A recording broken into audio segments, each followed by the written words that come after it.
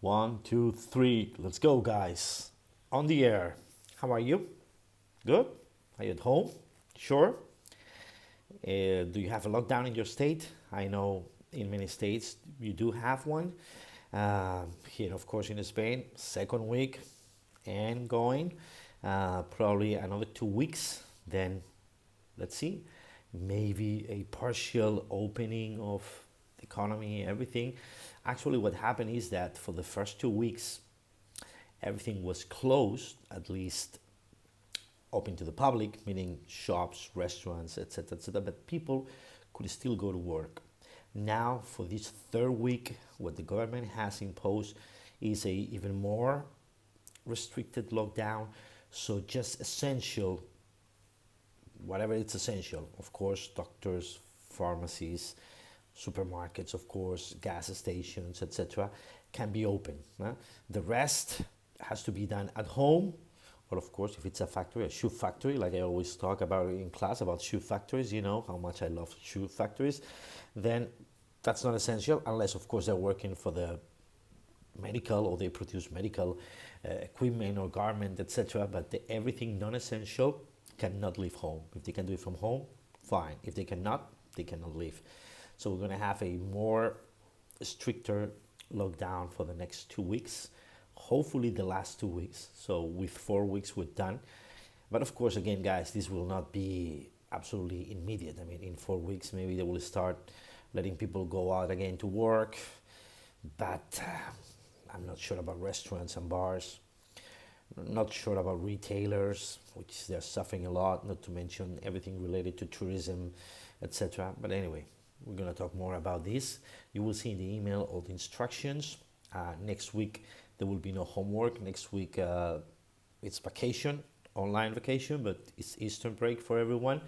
I may send you an email though, a video maybe, just to say hello and just to talk about things and things in life, but of course with no commitment and no homework. Just a how are you email or video. Hope you like it anyway. So let's catch up a little bit.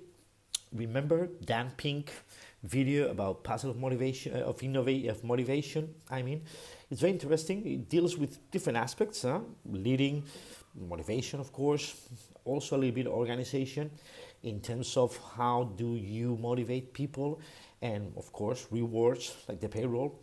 I think it's kind of shocking, the outcome or the result of the studies and the research he cites, meaning that really people, it's not motivated by money only.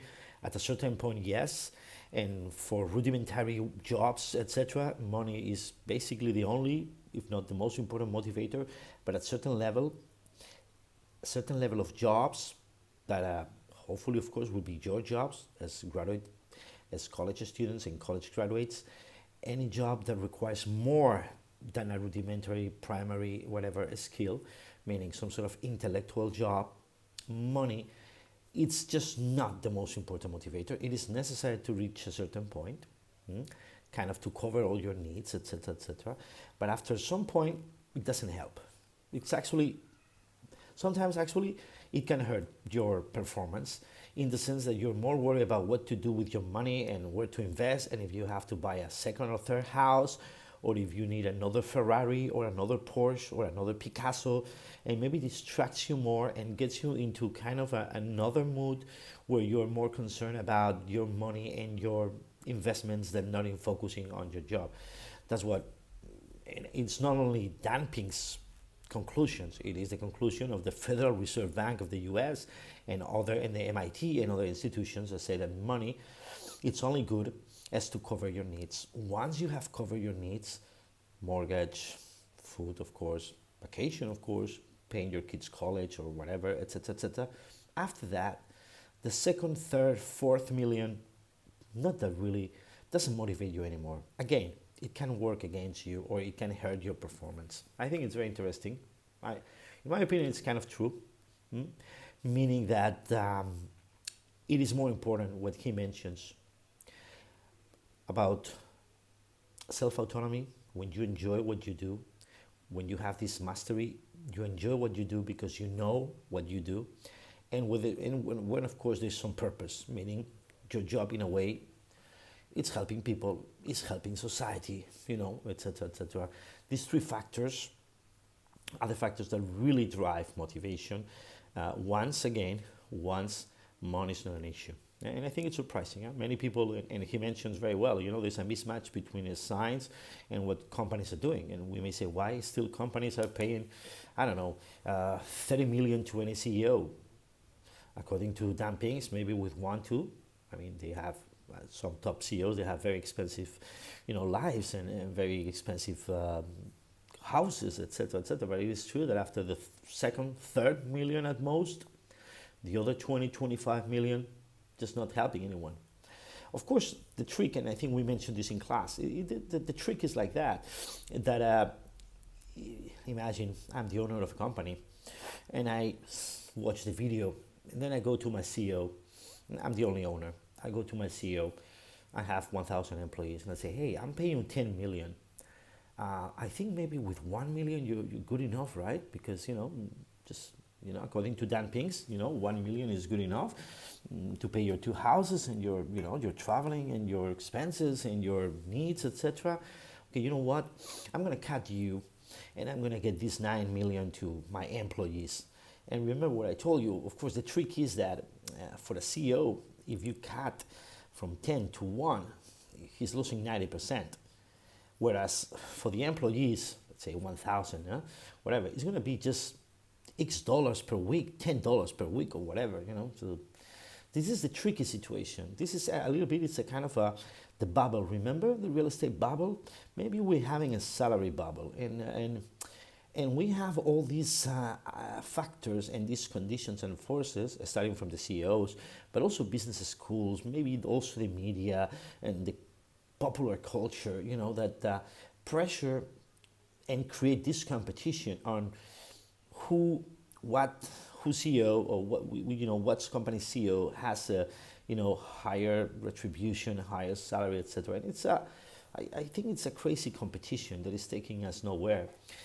The trick is, of course, my CEO would tell me, hey, Carlos, but again, it's a big cut for me, from 10 million euros or dollars per year to 1, it's a huge cut of 90%. And for the other 1,000 guys, it's nothing, it's just peanuts. It's like $10 per year, something like that. 100, sorry, I said 1,000 employees, 1 million, 1,000 per person per year.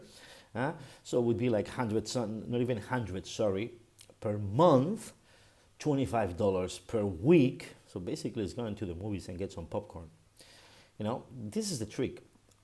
So, or in other words, what is the trick? The trick is if you multiply all these 9 millions that you're saving and you're not giving them to the CEOs, and you're giving them to millions of Americans that will basically spend the money, because of course for 1,100 or 500 whatever per year is nothing for them.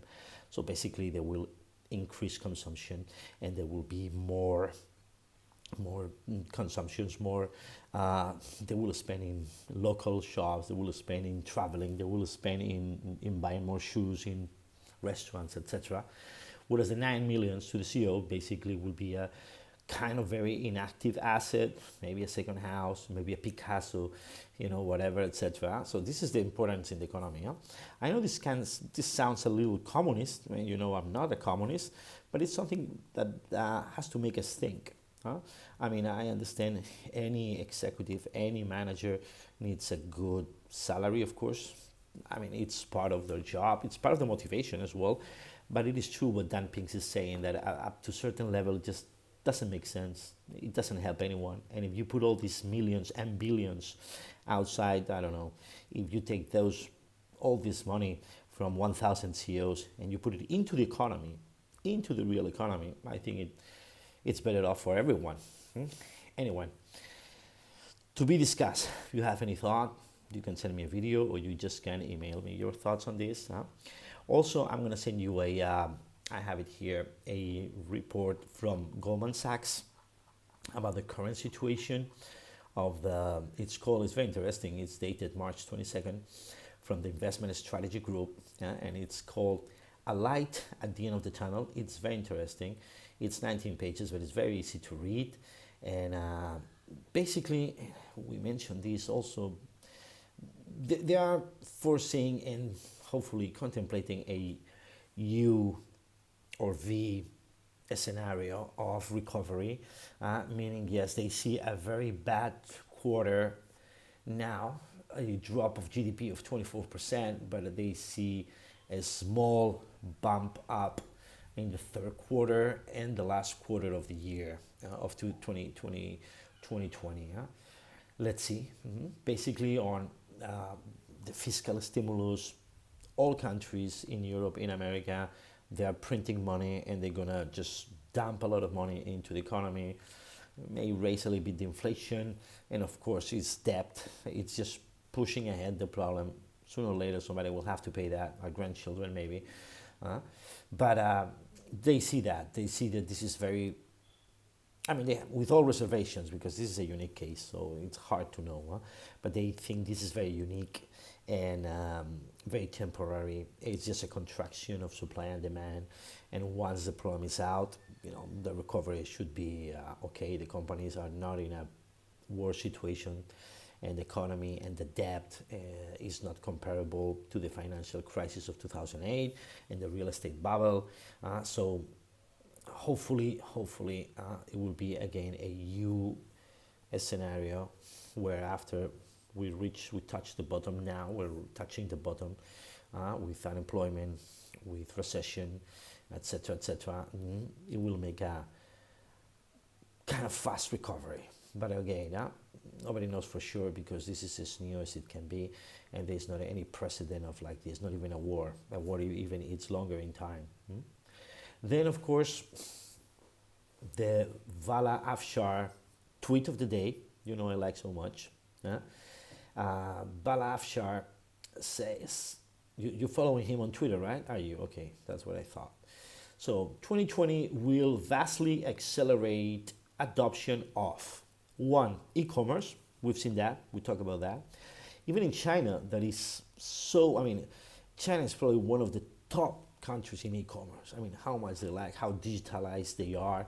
It's amazing how they use Alibaba and others. Alibaba's like Amazon in China, and other sites. And actually, nobody pays now in cash. Everything is online. They pay with the mobile, like many countries, of course, etc. But even in China, which is a very mature country in terms of e-commerce, during the quarantine or during the lockdown of the country, in some places was harder than others, but they saw a bump of 5%, which is a lot, considering it's already a huge e-commerce country. Second, drone delivery. Well, I have my mixed feelings on this because, safety regulations and I don't know. But anyway, let's see. Digital contactless payments. We're seeing this, absolutely. As I mentioned, in China it's huge. In Spain it's pretty big. See many people with a wallet, with the iPhone or with the Android phone, and paying with the phone. But I think we'll see an increase of that, even though just for safety and healthy, reasons. Now people that doesn't want to touch cash.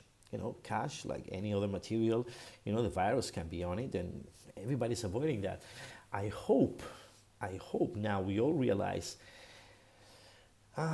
Well, I gotta be kind of prudent, but I hope this helps to little by little eliminate the use of cash.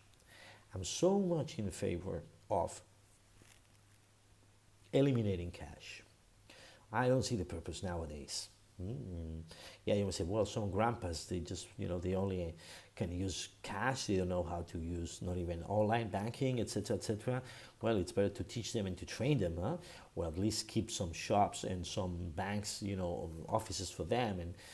But I don't see the point of using cash anymore.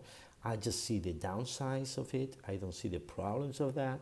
How the black economy, not to mention illegal activities, everything is in cash, of course, because leaving a record, it's bad for them, bad for drug dealers, to do transfers, etc.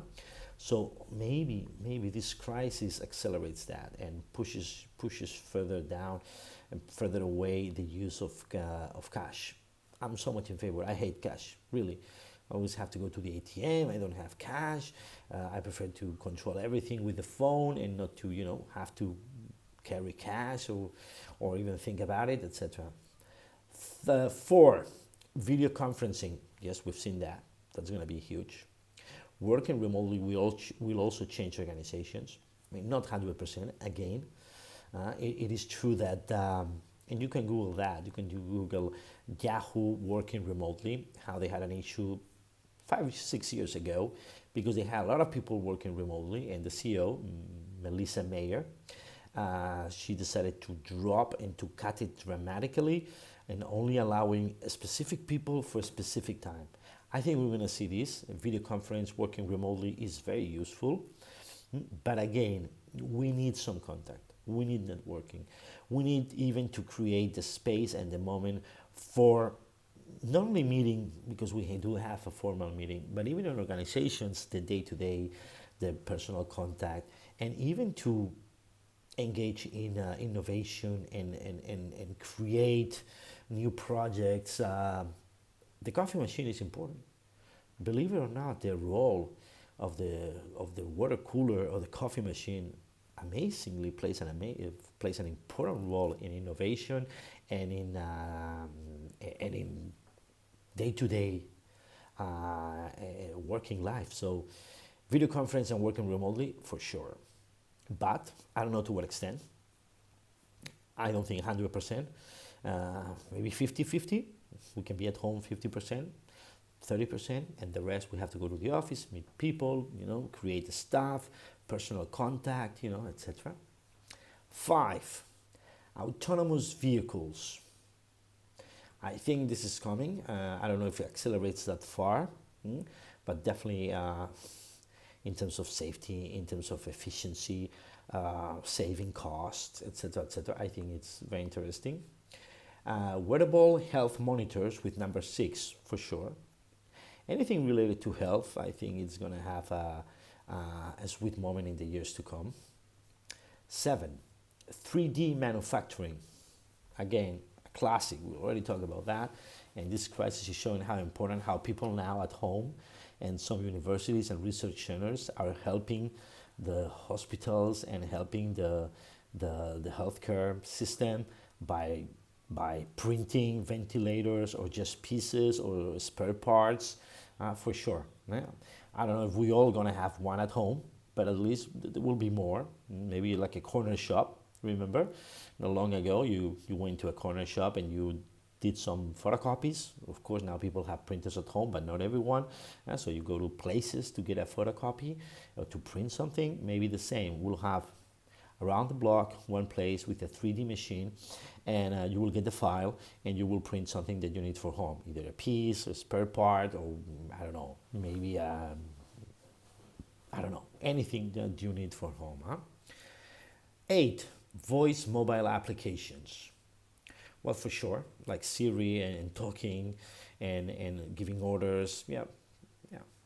9, online learning. See, guys, like we're doing right now. I'm sure online learning will do more. I do some courses, and you know that you're gonna do that the rest of your life too. Right? You're aware of that. Are you aware of that?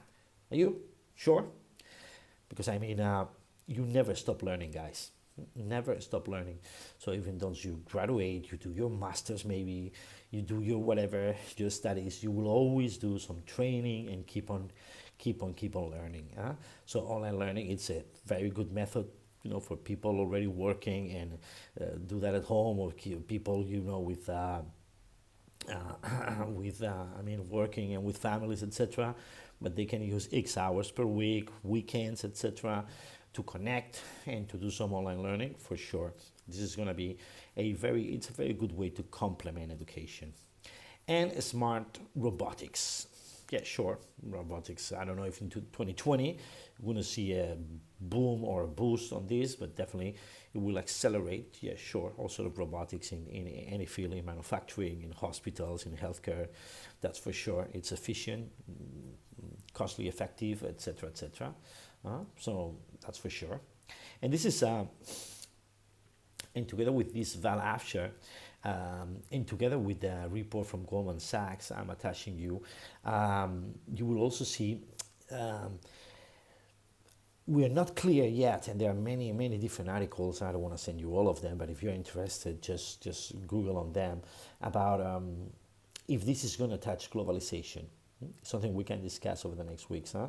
We already talked also a little bit. It is true that it's going to be a small withdraw or a small step back of globalization.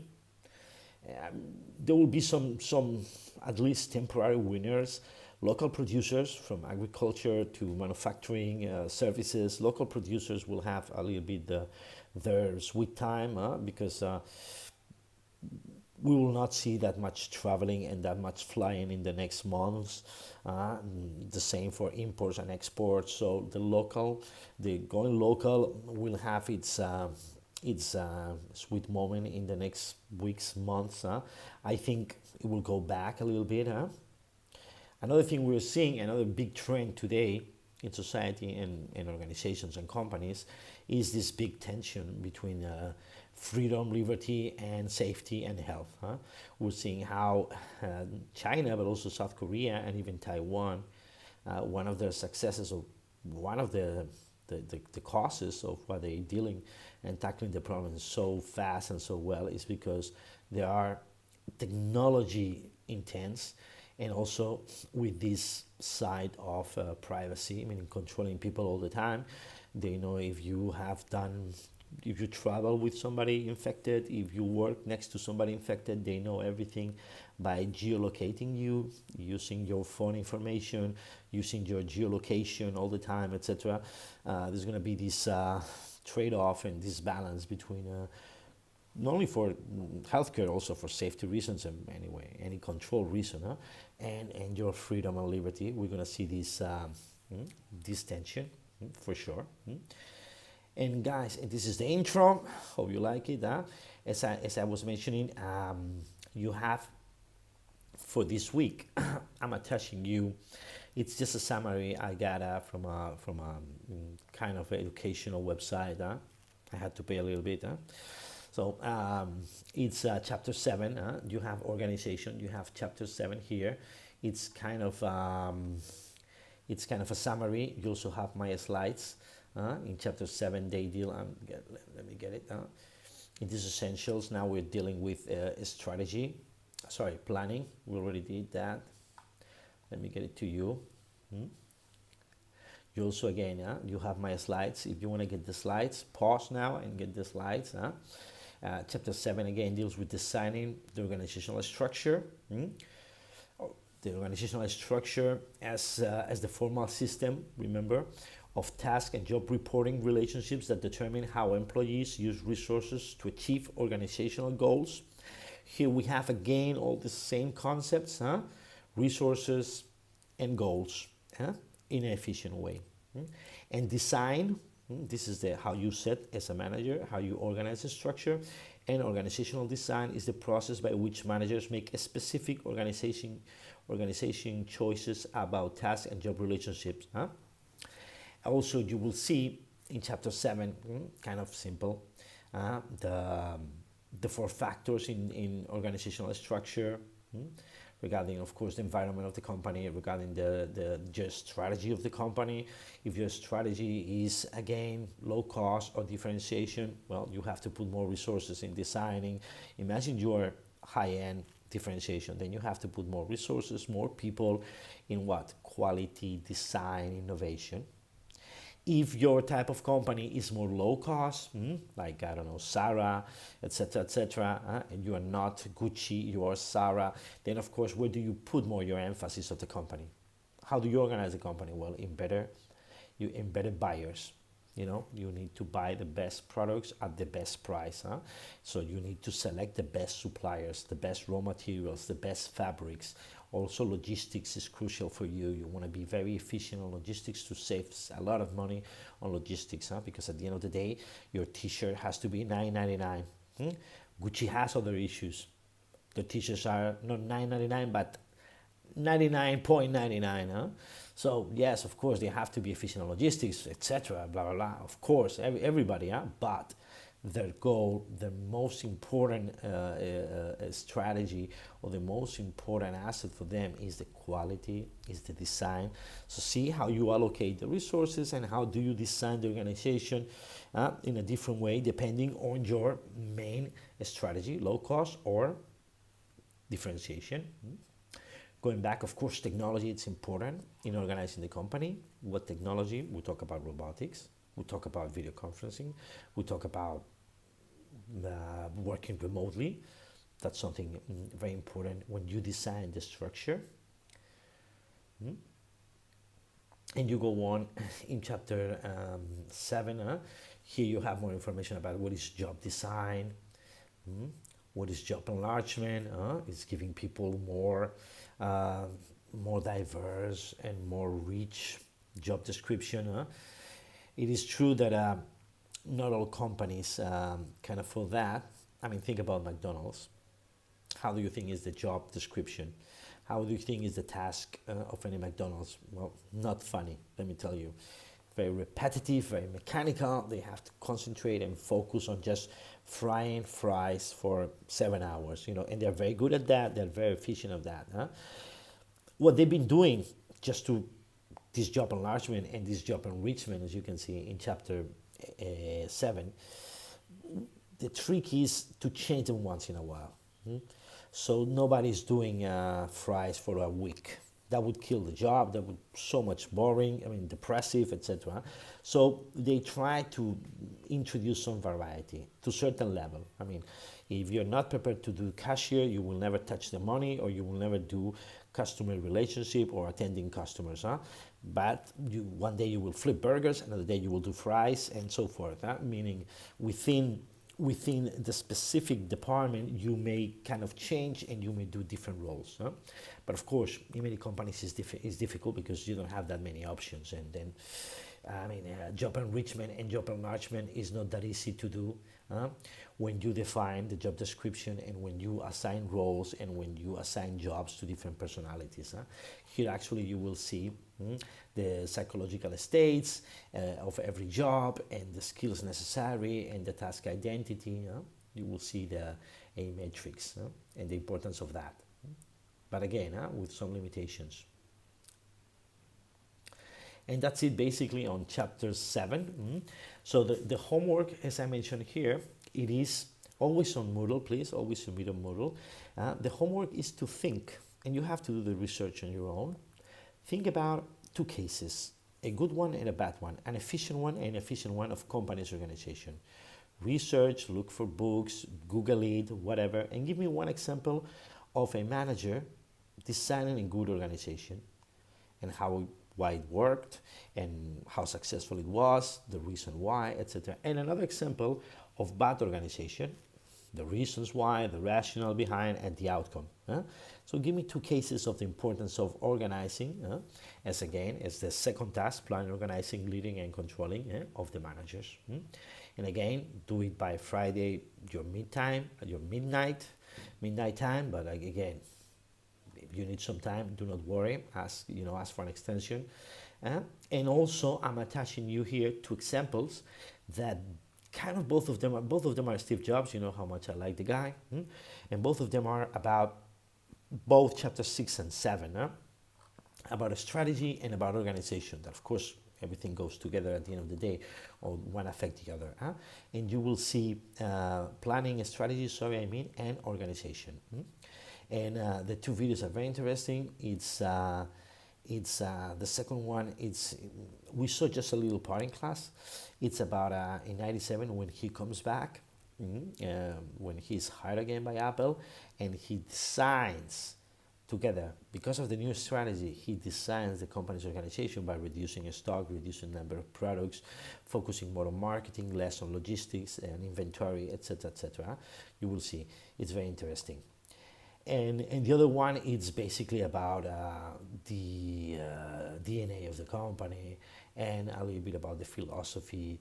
And there's a lot of also, this is some organization as well, about how they organize, because he mentions, maybe he's exaggerating, he's saying Apple, maybe at that time he already had 80,000 employees, but he says Apple is the biggest startup in the world, meaning even though it's a huge company. That was 6 7 years ago before he died. Even though it's a huge company, we are organized as a startup, meaning they didn't choose a very vertical organization with a lot of different departments, hierarchies, and divisions. They're very flat. Meaning a lot of small departments, of maybe one people, two people, three people, but a lot of small departments that they are circular and they are connected and they do collaboration and teamwork, etc. Very interesting both videos. And that's it, guys. I mentioned we have Easter break next week. I may send you a how are you, hope you're fine video. Uh, and that's it, guys. I wish you the best. And any question, any comment, don't hesitate to email me. Okay? See you, guys.